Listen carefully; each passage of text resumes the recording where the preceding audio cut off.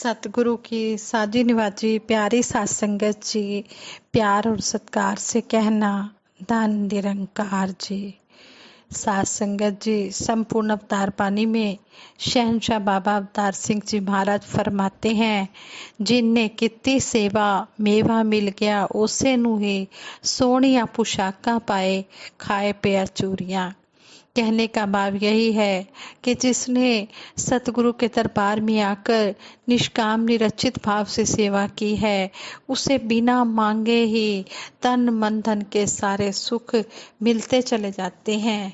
उसको बिना मांगे ही सेवा का जो फल है वो मिलता चला जाता है, क्योंकि जो भगत होते हैं वो निष्काम निरचित भाव से सेवा करते हैं और सतगुरु को भी पता होता है, ये अंतर्यामी होता है कि मेरा भगत निष्काम निरचित भाव से सेवा कर रहा है।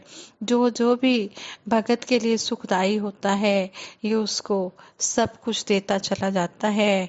उसको किसी प्रकार की भी कोई कमी नहीं रहने देता।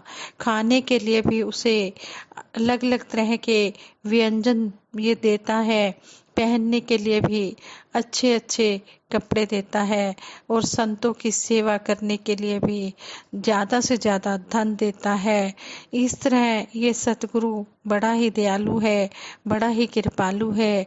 जो सतगुरु के दरबार में एक मन एक चित्त होकर सेवा करता है, उसका तो आनंद ही अलग होता है।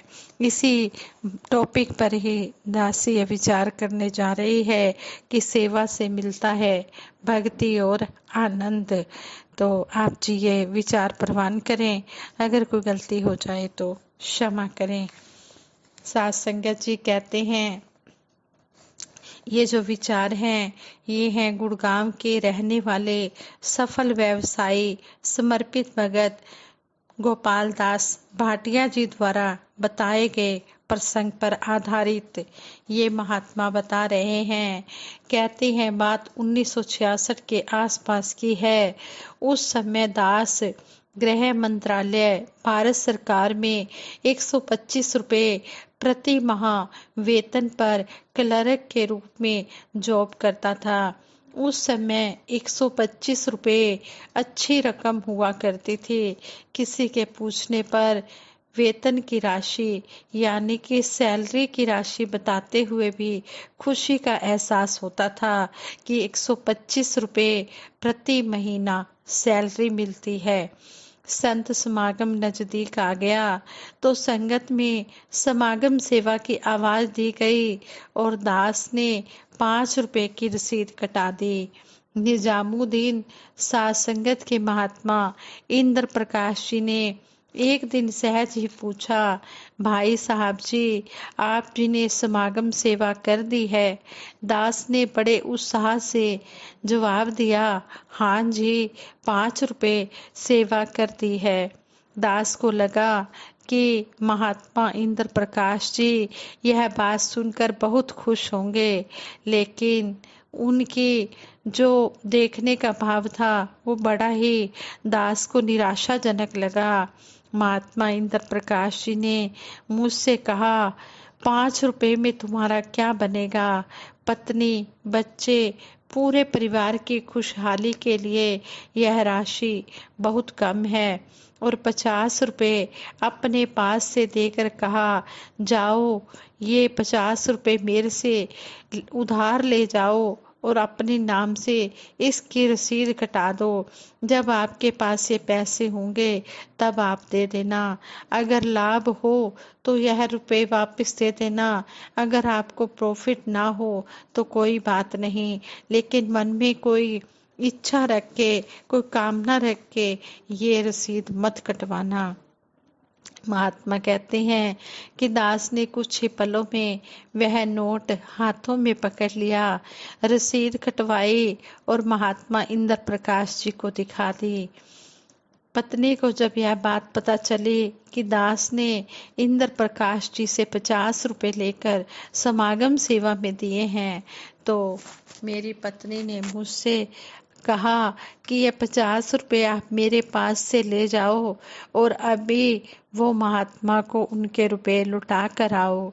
दास ने उनके कहने पर महात्मा इंद्र प्रकाश जी को 50 रुपए उसी समय जाकर उनके घर में लौटा दिए। उन दिनों हमें दिन में डेली 20 पेजेस टाइप करने होते थे।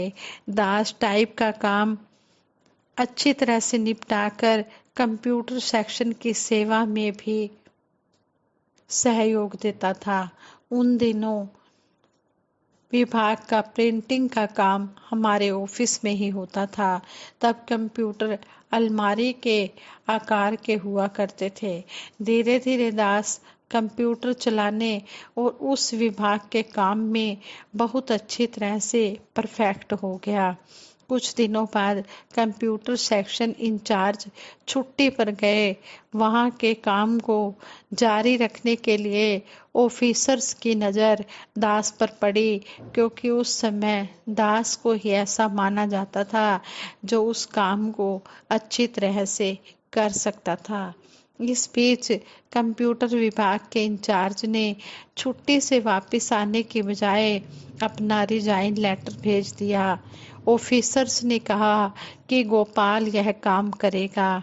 दास ने कहा कि क्यों नहीं करूँगा, लेकिन मुझे सैलरी भी तो इस पोस्ट की ही मिलनी चाहिए। ऑफिसर्स ने यह बात मान ली और परिणाम स्वरूप अगले समागम के पहले तक मेरा वेतन यानी कि मेरी सैलरी काफ़ी बढ़ चुकी थी।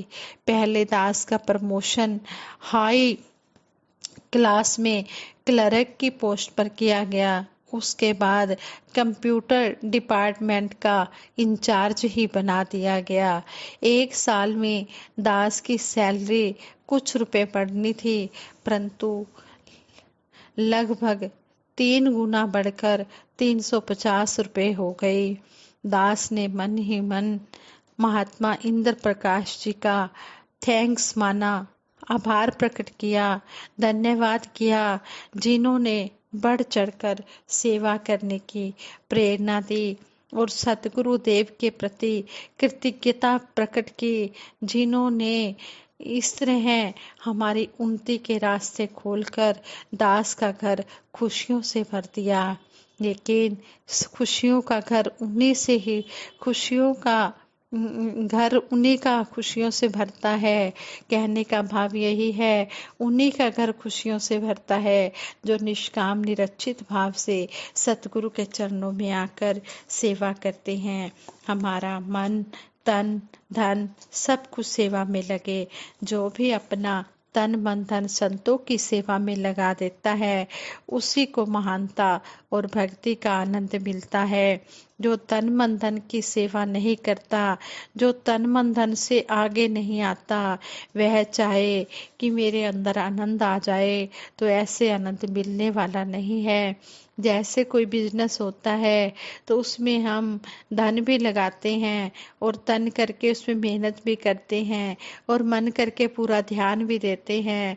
जो यह समझे कि मैंने उस पर धन ही लगा दिया, अब तन और मन की जरूरत नहीं, तो वह भी लाभ नहीं उठा सकता। जो कहे कि मैंने धन भी लगा दिया, तन भी लगा दिया, पर केवल मैं ध्यान नहीं धरता, मैं मन नहीं लगाता, तो उसका भी कुछ नहीं बनता। कोई कहे कि मैं मन लगाता हूँ, धन लगाने की मुझे जरूरत नहीं, तन लगाने की जरूरत नहीं, तो उसका भी कुछ नहीं बनता। अवश्य ही हमें तीनों बातों में आगे आना होगा। इसी प्रकार हमें परमार्थ में तन मन धन तीनों लगाने चाहिए। जैसे तन भी हमारा संगतों के चरणों में न्यौछावर हो और संगतों की सेवा में लगे, चाहे वह किसी प्रकार की सेवा हो, पानी की सेवा हो, लंगर की सेवा हो, जोड़ों की सेवा हो, और भी किसी प्रकार की हाथों की सेवा हो, उसमें तन लगा रहे। धन करके भी हम यथाशक्ति सेवा करें और मन करके भी सदा सबका भला ही सोचे। पूर्ण अवतार वाणी में शहंशाह बाबा अवतार सिंह जी महाराज फरमाते हैं, जो संतां दी सेवा अंदर तन मन धन लगांदा है, मन दी मैल असल विच अपनी समझो धोई जांदा है। सतगुर दे उपदेश तो वड्डी होंदी कोई बाणी नहीं, मन अपने नू पेट चढ़ाना इस तो वध कुर्बानी नहीं। जिथे बह के रब ना भुले, वड्डी थां वड्डा अस्थान, ਵੱਡੀ ਭਗਤੀ ਉਹਨੂੰ ਕਹਿੰਦੇ ਜੋ ਸਤਿਗੁਰੂ ਕਰ ਲਏ ਪਰਵਾਨ। ਇਹਨਾਂ ਗੱਲਾਂ ਦਾ ਜੋ ਬੰਦਾ ਅਮਲੀ ਕਰਦਾ ਏ ਪ੍ਰਚਾਰ, ਕਹੇ ਅਵਤਾਰ ਉਹਨਾਂ ਤੋਂ ਜਾਵਾਂ ਸੋ ਵਾਰੀ मैं बलिहार। शहंशाह बाबा अवतार सिंह जी महाराज कह रहे हैं कि जो इन बातों को अमल रूप में लाता है उनके ऊपर मैं बलिहार जाता हूँ।